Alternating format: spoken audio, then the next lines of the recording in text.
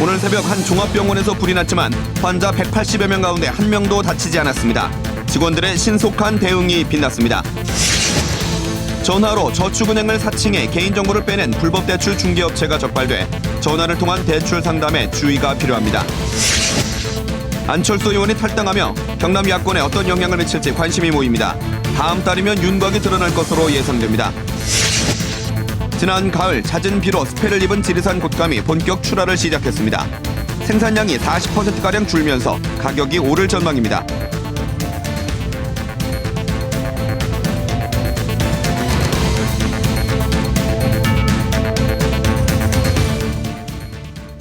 안녕하십니까. 이어서 경남 소식입니다.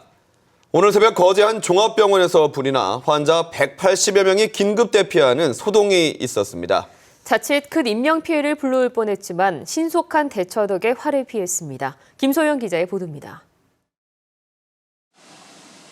종합병원 지하 자재 창고가 온통 시꺼멓게 그을렸습니다.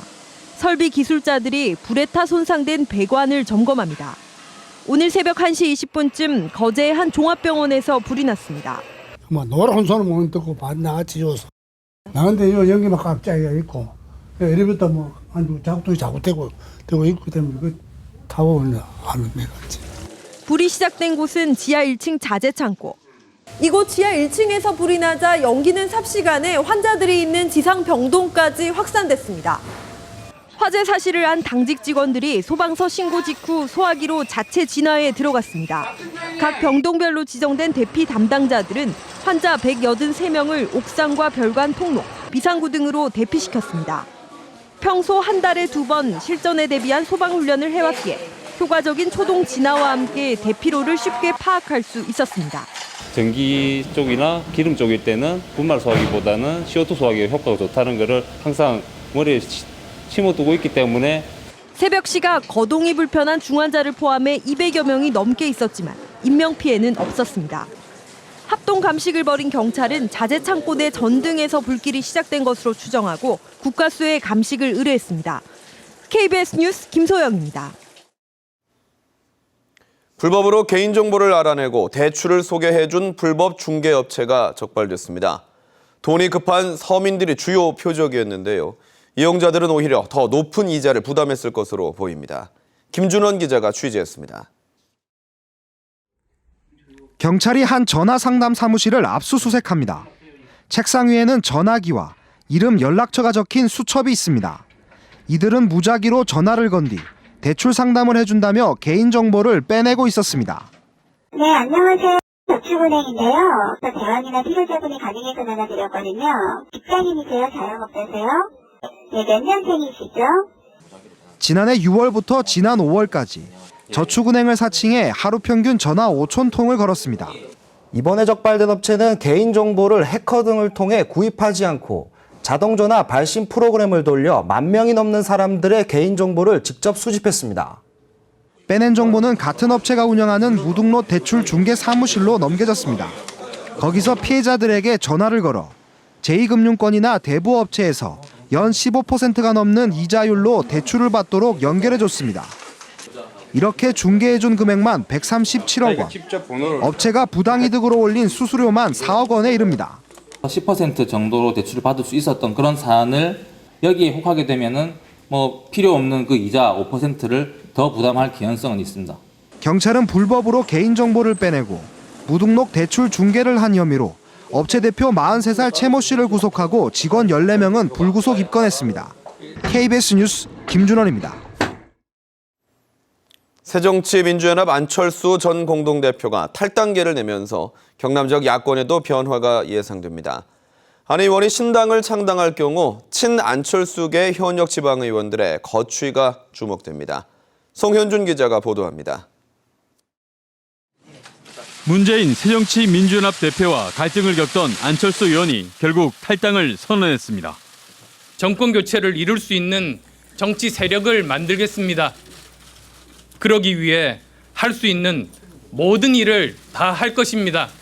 안철수 의원의 탈당이 경남의 야권 정치 지형에 어떤 영향을 미칠까? 현재 경남 지역 광역과 기초의원 가운데 지난해 안철수 의원과 민주당의 합당으로 공천을 받아 당선된 의원은 약 7, 8명가량 됩니다. 안철수계 의원들은 당장은 별다른 움직임을 보이지 않겠지만 안 의원이 신당을 만들면 새정치민주연합을 떠나는 의원들이 있을 것으로 보고 있습니다. 중앙에서 호명을 한다면 기꺼이 가겠다라고 이제 하시는 분들이 많이 계시고 지역 주민들에게 영향을 끼치진 않아야 되니까. 새정치민주연합 경남도당은 친안철수계 지방의원 상당수가 비례대표이기 때문에 탈당할 경우 지방의원직을 상실할 수 있어 탈당 도미노는 없다는 입장입니다.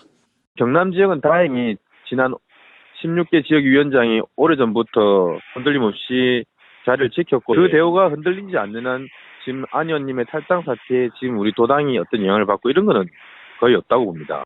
이르면 다음 달 말쯤 안철수 신당의 윤곽이 나오면 경남 야권 지방의원들의 거취도 드러날 것으로 보입니다. KBS 뉴스 송현준입니다.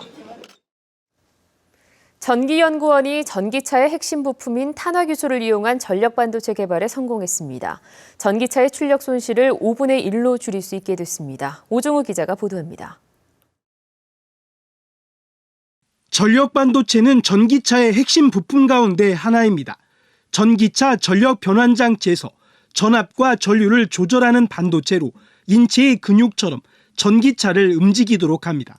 기존 실리콘 전력 반도체에 비해 탄화규소를 이용한 전력 반도체는 전기차의 출력 손실을 5분의 1 수준으로 줄여 효율이 높습니다. 또 열이 거의 발생하지 않아 전기차 냉각 장치의 무게와 부피를 줄일 수 있어 연비를 크게 높일 수 있습니다. 하지만 제조 기술이 까다로워 그동안 미국과 독일, 일본 등에서만 상용화에 성공했습니다. 전기연구원이 16년 동안의 연구 끝에 국내 처음으로 이 탄화규소 전력반도체 제조 원천 기술을 개발했습니다. 열이 훨씬 적게 납니다. 그래서 무게가 가벼워지고 냉각 장치를 또 뺄 수가 있어서 전기자동차의 효율을 획기적으로 높일 수가 있습니다. 전기연구원이 국내 한 업체와 기술 이전 계약까지 체결했는데 곧 양산에 들어갈 예정입니다. 특히 차기에 이제 친환경 전기자동차 시장이 커짐으로써 이쪽에 이제 저희가 선점해 나가서 탄화규소 전력반도체 세계 시장은 지난해 기준 1,670억 원 규모였지만 오는 2020년 1조 2천억 원대로 고속 성장할 전망입니다. KBS 뉴스 오종우입니다. 올해는 고온다습한 날씨 때문에 곶감이 무르거나 곰팡이가 펴서 수확량이 크게 줄었습니다. 오늘 초매식을 시작으로 본격적인 출하가 시작됐는데요. 곶감 가격은 예년보다 오를 것으로 전망됩니다. 보도에 송금한 기자입니다. 먹음직스럽게 모양을 낸 곶감들이 경매에 나왔습니다. 함양 곶감의 올 겨울 첫 경매 행사에는 150여 개 농가가 참여했습니다. 2천여 접의 고종시 등이 출시됐습니다. 올해는 전반적으로 수확량이 대폭 감소해 가격이 지난해보다 다소 오를 것으로 보입니다. 이상기온에서 피해를 좀 많이 입었습니다. 작년에 대비해서 한 40% 이상 생산량이 줄어들 걸로 예상을 하고 있습니다. 고온다습한 날씨 때문에 11월에 건조를 시작한 곶감들은 대부분 습해를 입었습니다. 하지만 환풍기와 제습기 등 시설을 갖춰 습해에 대비한 일부 농가는 피해를 줄일 수 있었습니다. 밖에 비가 왔을 때도 완전 밀폐를 시키고 제습과 난로 여러 가지를 이용해서 최대한 곰팡이도 발생하지 않고 버리는 곶감도 없이 완벽하게 곶감이 생산이 됐습니다. 함양군은 습해를 줄이기 위해 5억 8천만 원의 예산을 긴급 편성해 농가에서 환풍기와 제습기 등을 마련하도록 도왔습니다. 함양 지역 곶감 경매는 내년 2월까지 매주 월요일과 목요일마다 15차례 진행할 예정입니다. KBS 뉴스 송금환입니다.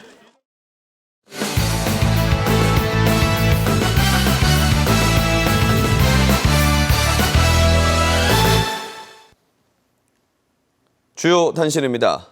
경남에서 지방세 542억 원을 체납한 개인과 법인 고액 체납자 480명의 명단이 공개됐습니다. 경상남도가 오늘 공개한 고액 체납자 명단을 보면 법인 중에는 1999년에 부도가 난 동성종합건설이 32억 6천만 원으로 가장 많았고 지난해 부도 난 함양군의 스카이뷰 산업이 15억 6천만 원으로 두 번째입니다. 개인으로는 김해 씨의 주소를 두거나 사업을 한 52살 이모 씨가 7억 원, 60살 문모 씨가 5억 7천만 원입니다. 경상남도의 양방, 항노화, 의생명연구개발센터 구축, 상용화 지원 사업이 국가사업으로 확정됐습니다. 경상남도는 산업통상자원부 공모사업에 양산시와 양산부산대병원이 신청한 의생명연구개발센터 상용화 지원 사업이 확정돼 올해 말부터 본격 추진한다고 밝혔습니다. 양방 항노화 의생명연구개발센터는 국비 40억 원과 경상남도, 양산시, 부산대병원 등이 93억 원을 투입해 설립하고 항암 표적치료 의료기기 전문센터 등으로 특화하게 됩니다. KBS 진주방송국은 오늘부터 거창 가막산 중계소에서 제1라디오 표준 FM을 송출합니다. 가막산 중계소에서 송출하는 표준 FM은 주파수 103.3MHz, 출력 500W급 중계기로 거창군 전역과 함양군 함양읍과 수동, 안이면 등 함양 일부 지역에서 청취가 가능합니다. 표준 FM 방송은 AM과 같은 제1라디오 프로그램을 깨끗한 음질의 스테레오 방송으로 들을 수 있습니다. 통영고용노동지청이 직원들에게 임금을 주지 않고 달아난 혐의로 중소기업 대표 58살 황 모 씨를 구속했습니다. 통영의 중형조선소 협력업체 대표인 황 씨는 지난 2011년 4월부터 3개월 동안 직원들에게 임금 2억 4,400여만 원을 지급하지 않고 달아난 혐의를 받고 있습니다. 노동지청의 조사 결과 황 씨는 조선소로부터 기성금을 받아 개인 채무 변제 등에 모두 사용한 것으로 밝혀졌습니다. 창원의 국내 최초로 산업의료대학과 병원 설립을 골자로 하는 법률안이 국회에 제출됐습니다. 새누리당 박성호 의원 등 국회의원 27명이 공동 발의한 법률안은 교육부 장관 소속으로 창원의 산업의료대학과 대학병원을 설립하고 5년마다 산업의료인력 양성 계획을 수립하도록 하는 내용 등이 담겨 있습니다. 우리나라의 산업재해 사망률은 13.6%로 OECD 국가의 5배에서 7배 수준으로 특히 창원시는 제조업 비중이 54.3%로 산업재해 의료 수요가 높은 편이지만 인구 100만 이상 도시 가운데에서는 유일하게 의료대학이 없는 실정입니다.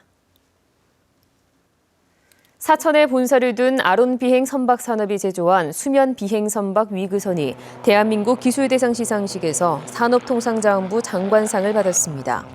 아론사는 자체 비행 기술이 위그선 경쟁 개발국보다 우위에 있고 실제 바다에서 16만 킬로미터 운항 시험을 한 독자 기술이라는 점을 산업부에서 높이 평가했다고 밝혔습니다. 아론사의 위그선은 미국과 말레이시아에 수출됐으며 인도네시아와 베트남 등을 대상으로 수출 계약이 진행되고 있습니다. 경남교육청은 특성화고와 일반고 학생 38명을 대상으로 한 호주 해외 인턴십 수료식을 지난 주말 시드니 한인회관에서 개최했습니다. 이번 해외 인턴십에서 특성화고 학생들은 12주, 일반고는 5주 동안 영어 교육과 현장 실습 등으로 실무 역량과 글로벌 감각을 익혔습니다. 특성화고 28명 가운데 27명은 현지 취업이 확정됐고 일반고 11명은 현장 적응 교육이 끝나면 전공별로 현장 취업과 전공 심화 과정 연수를 진행할 계획입니다. 경남 소식이었습니다.